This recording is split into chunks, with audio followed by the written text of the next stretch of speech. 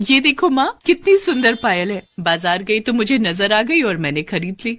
एक और जोड़ा पायल का खरीद लाई। कितने जोड़े खरीदेगी शिल्पा? कोई बाजार लगाना है पायल का। जब देखो बाजार जाती है, कहीं घूमने जाती है तो सबसे पहले तेरी नजर पायल पर ही जाती है। पायल के इतने सारे जोड़े तूने इकट्ठे करके रखे हुए हैं। अब शादी के बाद दहेज में सारी पायल ले जाना। इतने जोड़े पायल के बना रखे हैं कि तेरे सामान में एक अटैची सिर्फ पायल से ही भरी होगी। अच्छा है ना मम्मी, मेरी सासू माँ को पायल वाली बहू मिल रही है। और वैसे भी मैंने सौरभ को बोल दिया है कि मुझे पायल कलेक्ट करना बहुत पसंद है। ठीक है, अब ये सब छोड़ और लहंगे की दुकान पर फोन मिलाकर पूछ ले कि लहंगा कब उठाने आए। शिल्पा मेरी बच्ची, तेरी आंखों में आंसू क्यों आ गए? मम्मी, आपके और पापा के बिना मैं कैसे रहूंगी? मैं तो आप दोनों के बिना एक दिन भी नहीं रहती हूँ। मुझे आप दोनों की चिंता लगी रहेगी। दीदी, मेरी प्यारी दीदी, चलो रोना बंद करो। मैं आपके जाने के बाद मम्मी पापा का पूरा ध्यान रखूंगी। और हमारी शिल्पा वैसे भी कौन सा शहर से बाहर जा रही है? शहर में ही तो शादी हो रही है। जब मर्जी अपने मम्मी पापा से मिलने चली आना। सौरभ का स्वभाव बहुत अच्छा है। बड़े ही अच्छे घर में हमारी बेटी जा रही है। हाँ, शिल्पा जिसे तरह तरह की डिजाइनर पायल के जोड़े खरीद कर रखने का शौक है। कुछ दिन बाद उसकी शादी हो जाती है और वो अपनी एक अटैची पायल की भर कर ले जाती है। शिल्पा भाभी, इतनी सारी पायल! मैंने तो आज तक ऐसी डिजाइनर पायल देखी तक नहीं। नंदिनी, मुझे पायल खरीदने का बहुत शौक है, इसलिए मैं जब भी बाजार जाती हूँ तो अपने लिए पायल का जोड़ा जरूर खरीद कर लाती हूँ।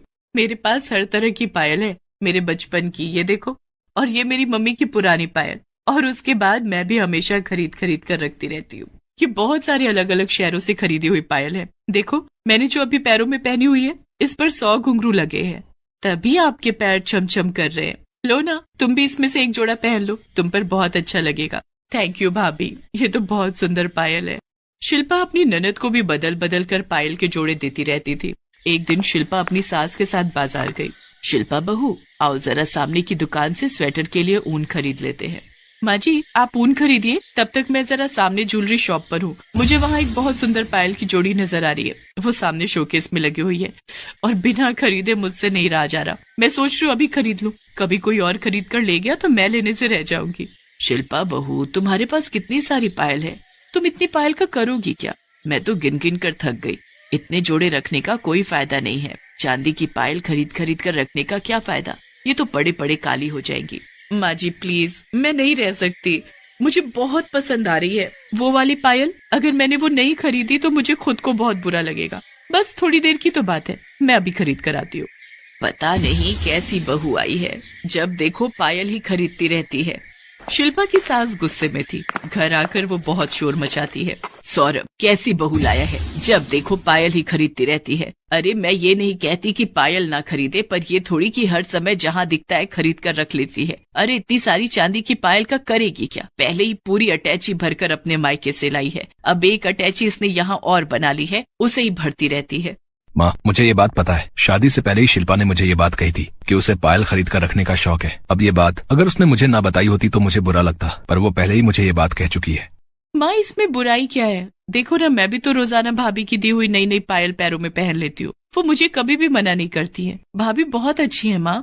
वो बात तो सही है, मैं ये कब कह रही हूँ कि शिल्पा अच्छी नहीं है। मैं तो बस ये कह रही हूँ कि ये इस तरह की आदत मुझे कुछ समझ ही नहीं आ रही है। ठीक है, तुम्हारे जो जी में आए करो। बात आई गई हो जाती है। शिल्पा अपनी ससुराल में भी आए दिन पायल खरीदती रहती थी। अब उसकी सास ने भी उसे कुछ कहना बंद कर दिया था, पर मन ही मन वो शिल्पा की इस आदत से गुस्सा तो रहती थी। एक दिन शिल्पा की ननद अखबार पढ़ रही थी।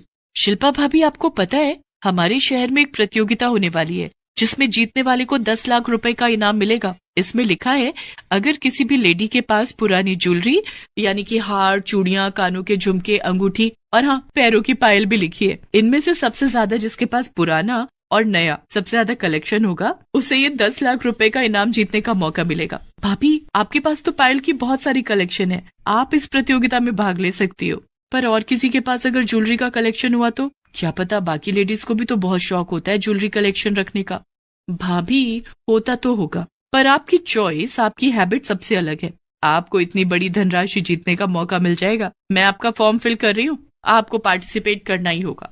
शिल्पा नंदिनी के कहने पर प्रतियोगिता में भाग ले लेती है। जब सब लेडीज अपने जेवर दिखा रही थी, तभी शिल्पा अपने 2 सूटकेस पायल से भरे हुए सबके बीच लेकर जाती है। सारी लेडीज हैरान रह जाती हैं। शिल्पा के पास तरह तरह के डिजाइन और घुंघरू वाली ढेरों पायल थी और विनर भी इसीलिए शिल्पा को ही बनना था और शिल्पा 10 लाख रुपए की रकम जीत जाती है। भाभी, आप ये प्रतियोगिता जीत गई। मैं जानती थी कि मेरी भाभी सबसे बेस्ट है। थैंक यू नंदिनी, ये सब तुम्हारी वजह से ही पॉसिबल हुआ है। अगर तुम ना इस प्रतियोगिता में मेरा नाम लिखवाती तो मुझे तो ये सब में बिल्कुल हिम्मत ही नहीं आती। मैं तो बस यूं ही अपने शौक के लिए पायल खरीदती थी। मुझे नहीं पता था कि आज मैं इतने लोगों के बीच में अपनी इस आदत के कारण जानी जाऊंगी। अब तो पार्टी बनती है शिल्पा, तुमने इतनी बड़ी रकम जीती है। पहले तुम ये बताओ कि मुझे क्या दिलाने वाली हो। सौरभ, इनाम की इस धनराशि को मैं माँ जी को दे रही हूँ। माँ जी, ये लीजिए, ये धनराशि संभाल कर रखिए, आगे काम आएगी। शिल्पा, मैं तो तुम्हारी इस आदत से बहुत गुस्सा होती थी, पर तुम जीते हुए सारे रुपए मुझे दे रही हो।